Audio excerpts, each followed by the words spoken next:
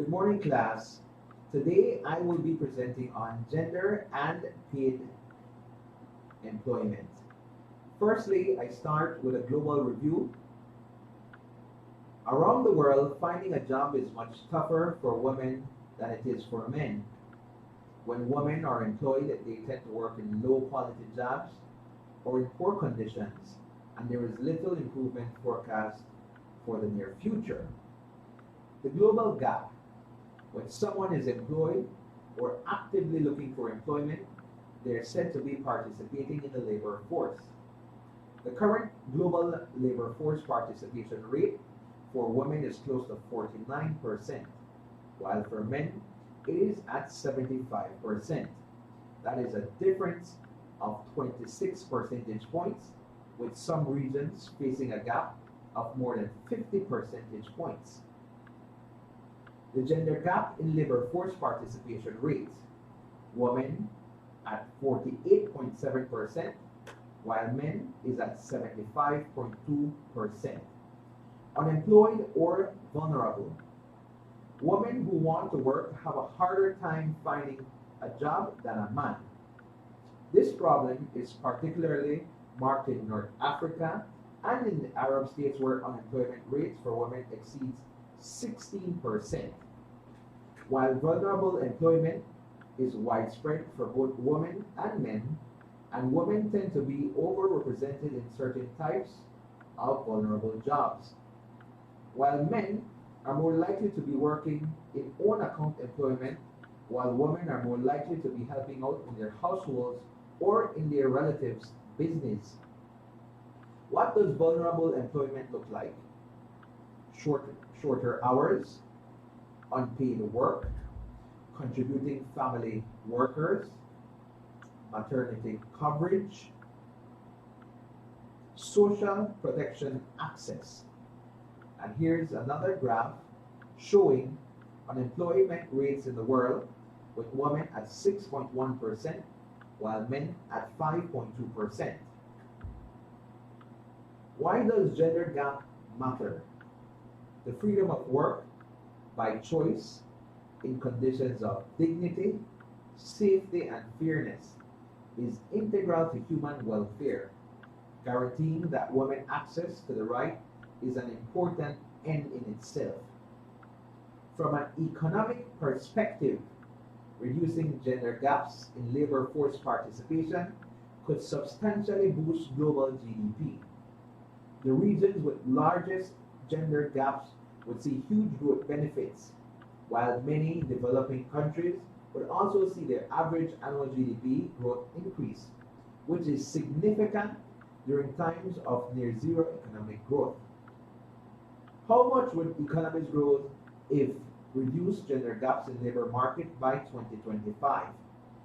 The GDP increase for North Africa shows 9.5%, for Southern Asia 9.2%, the Arab states 7.1%, Central and Western Asia 5.7%, Latin America and the Caribbean at 4.0%, Southern Eastern Asia and the Pacific at 3.5%, Eastern Europe at 2.6%, Eastern Asia at 2.5%, Sub-Saharan Africa 2.2%, North America 2.0%, North, Southern, and Western Europe at 2.0%. What women want? The International Labour Organization and Gallup teamed up to ask women across the globe if they prefer to work in paid jobs, care for their families, or do both. The data that shows that strategy: 70% of women want to work, regardless of their employment status. They wanted a paid job. Should women work at paid jobs, care for their families and homes, or do both? The International Labour Organization and Gallup as women and men in 142 countries whether they preferred for women to work in paid jobs, care for their families and homes, or do both. Here's what women and men think in the world. They did a short survey of women and men, and women saying at work at paid jobs was at 29%, while males were at 28%. Do both, women at 41%, while men at 38%. Stay home, do housework, and care for the family, women at 27%, while males at 29%. Who are employed in the world? The employed women in the world tallies up to 46%, while the unemployed at 3% and 51% are outside the labor force. The power of women's preference. In countries at all levels of economic development, a woman's personal preference is the key factor in determining whether she will seek out and engage in paid work. However, this preference is heavily influenced by socioeconomic constraints and pressure to conform to traditional gender roles. How do different factors impact the probability of women to be in the labor force? Here we have the first color of pink, which is less likely to be in the labor force, white, no significant impact, and green, more likely to be in the labor force. The developing factors were women who preferred paid work, and they did with the developing countries, emerging countries, and developed countries. When women preferred paid work in developing countries, they were more likely to be in the labor force. In emerging countries, are also more likely to be in the labor force, and in the developed countries, more likely to be in the labor force. Women live in poverty in the developing countries, they're more likely to be in the labor force. In emerging countries, more likely to be in the labor force, and in developed countries, no significant impact. Are married or have a partner in developing countries, they were more likely to be in the labor force. In emerging countries, less likely to be in the labor force, and in developed countries, less likely to be in the labor force. Women who have children in developing countries are more likely to be in the labor force, while women in emerging countries, no significant impact. In developed countries, no significant impact. Find it hard to balance work and family. No significant impact in developing countries, less likely to be in the labor force in emerging countries, and no significant impact in the developing countries. Don't have access to transportation. In developing countries, less likely to be in the labor force. In the emerging countries, less likely to be in the emerging force, in the labor force, and in developed countries, no significant impact. The lack of affordable child care. In the developing countries, less likely to be in the labor force, while in the developing countries, they're also less likely to be in the labor force, and in the emerging countries, no significant impact. Have families that don't approve. In developing countries, no significant impact, as well in the developing countries, no significant impact, and emerging countries, less likely to be in the labor force. Have secondary education. In developing countries, they're less likely to be in the labor force, while in both emerging and developing countries, they're more likely to be in the labor force. Having tertiary education. In all three countries, they're more likely to be in the labor force. The persistent challenges: 1 is the gender role, 2, work-family balance, 3, the lack of transport, 4, the lack of affordable care, and 5, pressure to conform.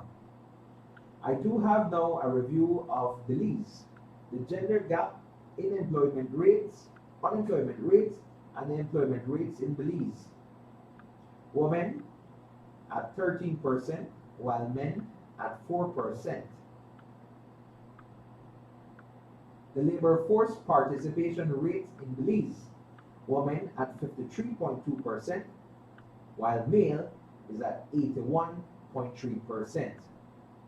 Employed an estimated 145,455 persons were employed in September of 2020, of which 61.8% were males and 38.2% were females. Similar to the trends from past labor force surveys, for September 2020 round of the LFS, the highest share of 24% of jobs held was the elementary occupation, followed by services and sales workers at 22.7%. A closer look by sex reveals that the largest portion of males worked in elementary occupations such as yard cleaning, crop farmer laborers, construction laborers. About 1/3 of the employed females held jobs as service and sales workers in occupations such as cooks, cashiers, and call center salespersons. The source for the labor sources is the Labor Force Survey, September 2020, from the Stats Institute of Belize. The Honorable Dolores Valderrama's International Women's Speech.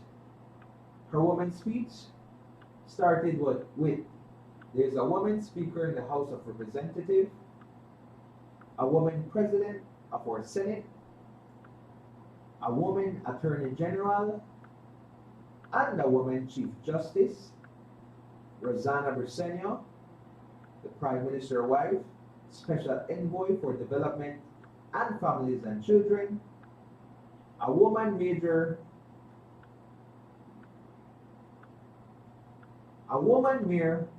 of Belmopan, and a woman doctor leading the fighting of COVID-19. Rosana Briceño International Women's Day 2021 speech was women experiencing challenges such as access to land and agriculture, inputs which when placed in their hands increase agriculture productivity by 20% or 30% and reduces hunger.